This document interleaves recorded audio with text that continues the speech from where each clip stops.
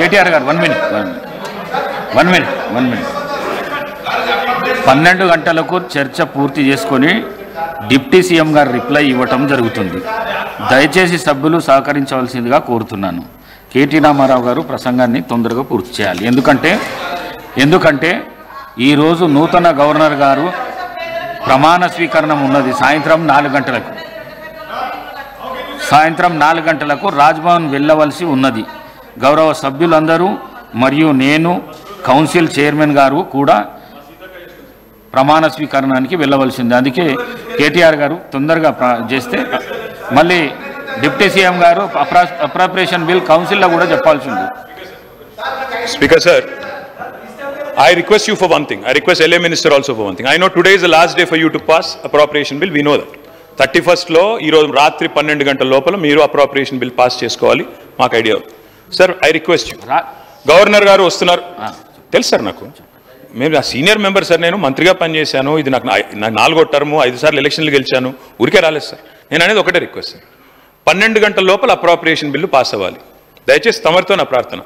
రాష్ట్ర బడ్జెట్కు మించి రాష్ట్ర ప్రజలకు ఇచ్చిన హామీలకు మించిన అంతకంటే పెద్ద ప్రయారిటీ అయితే ఉండదు సార్. అధ్యక్ష, మేము కూడా పోతాం గవర్నర్ గారి దగ్గర, మేము కూడా పోతాం. తప్పకుండా వారిని మేము కూడా స్వాగతిస్తాం. దయచేసి తర్వాత అడ్జెంట్ చేయండి.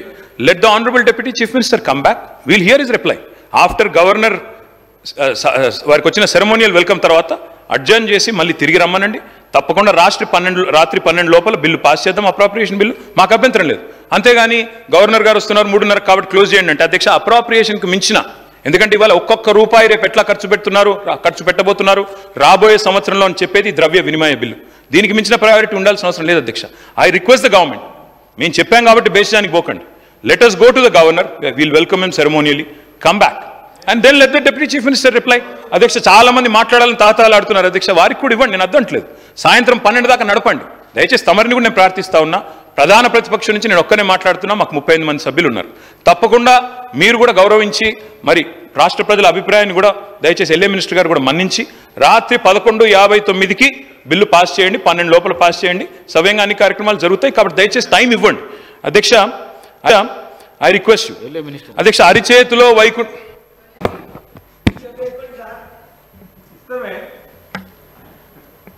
Sir, Speaker Sir, you have made an appeal to all the members. We have to respect your appeal. నేనేం కోరుతా ఉన్నాను అధ్యక్ష, గౌరవ సభ్యులతో కూడా వారు ఇప్పటి వరకు 40 నిమిషాల పాటు మాట్లాడారు.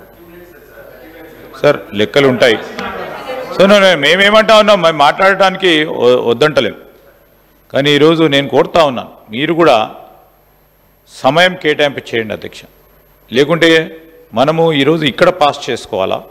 సెరమోనియల్ వెల్కమ్ గవర్నర్ గారు బాధ్యతలు చేపట్టే కార్యక్రమంలో మేము పాల్గొనాలి, మీరు పాల్గొనాలి. అందరినీ కూడా వారు ఆహ్వానించడం జరిగింది ప్రభుత్వం తరఫున. నేను వారిని కోరేది ఒకటే, మనం ఇక్కడ చర్చ జరగాలి. డిప్యూటీ సీఎం గారు ఇక్కడ రిప్లై ఇవ్వాలా.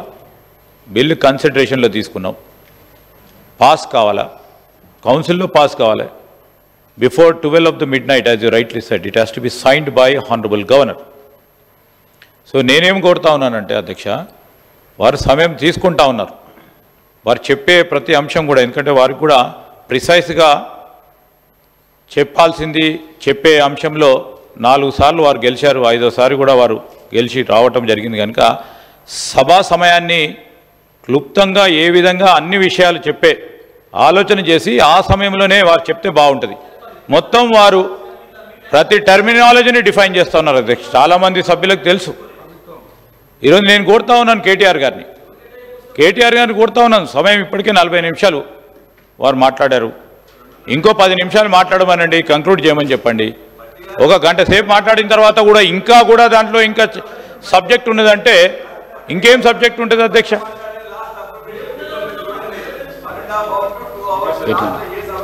స్పీకర్ సార్, ఎల్ఏ మినిస్టర్ గారితో కూడా నా విజ్ఞప్తి sir.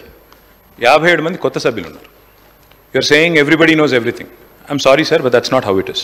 I challenge you sir, honestly. మనం కూడా అందరం ఫస్ట్ ఎమ్మెల్యేలు అయినాం సార్. అయిన తర్వాత 5 ఏళ్ళు పట్టింది సార్ నేర్చుకోవడానికి.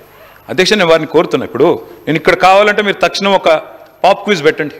ఫిజికల్ డెఫిసిట్ అంటే ఏంది, రెవెన్యూ రెసీట్స్ అంటే ఏంది, క్యాపిటల్ ఎక్స్పెండిచర్ అంటే ఏంది? పాప్ క్విజ్ పెట్టండి, ఎంతమంది చెప్తారో నేను చూస్తా సార్. ఎందుకు సార్ అట్లా బుల్డోజ్ చేసుకుంటూ పోవడం ఎందుకు? దయచేసి నేనేమంటున్నాను, నేను వేరే చెప్తున్నానా సార్? బడ్జెట్ గురించి, అప్రాప్రియేషన్ గురించి కొత్త సభ్యులకు పనికొచ్చే మాటలు చెప్తున్నాను, రాష్ట్రం బాగుపడ్డదని చెప్తున్నాను. దానికి ఇంత తత్తరపాటు కరెక్ట్ కాదు. నన్ను చెప్పనండి దయచేసి. ఇప్పుడు మీరు చేయండి, చేసే పని చేయండి, 11ంటికి పాస్ చేయండి. గవర్నర్ గారిని మేము కూడా రిక్వెస్ట్ చేస్తాం, సార్ మీరు ఈ రోజే వచ్చారు, మా కోసం ఈ ఒక్కరోజు 12 గంటల వరకు ఉండండి సార్, ఈ 12 గంటలకు సంతకం పెట్టండి రిక్వెస్ట్ చేస్తాం మీతో పాటు. ఇది కరెక్ట్ కాదు అధ్యక్ష, మాకు టైం ఇవ్వండి, దయచేసి మాట్లాడినివ్వండి.